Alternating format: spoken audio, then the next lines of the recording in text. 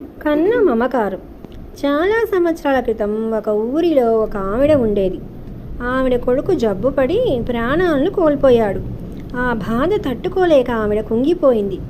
చాలా రోజులు గడిచినా కొడుకు మీద మమకారం మటుకు తగ్గిపోలేదు. ఏ రోజు కూడా తన చనిపోయిన కొడుకుని గుర్తు చేసుకోకుండా ఉండలేకపోయింది. అదే చింతలో ఎప్పుడూ ఉండేది. ఒకరోజు ఆ ఊరిలోకి ఒక బోధిసత్వుడు వచ్చాడు.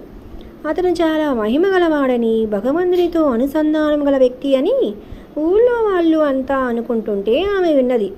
కొడుకుని మళ్ళీ జీవింపచేయగలుగుతానేమో అని ఒక చిన్న ఆశతో అతని దగ్గరకు వెళ్ళి అతని కాళ్ళ మీద పడి తన కొడుకుని మళ్ళీ తనకు దక్కేలా చేయమని అడిగింది. ఆ బోధిసత్వుడు ఊళ్ళో ఎవ్వరూ మరణించని ఇంటి నుండి గుప్పెడి బియ్యం తీసుకుని రమ్మన్నాడు. మరునాడు ఉదయమే లేచి స్నానం చేసి దేవుడికి దీపం పెట్టి ఊళ్ళోకి వెళ్ళింది. ప్రతి ఇంటి వాకిట్లో నుంచొని వాకిట్లో ఎవరైనా మరణించారా అని అడిగింది. ప్రతి ఇంట్లో ఎవరో ఒకరు పోయారు. మొత్తం గ్రామంలో ఎముడు రాని ఇల్లు అంటూ ఒకటి కూడా లేదు.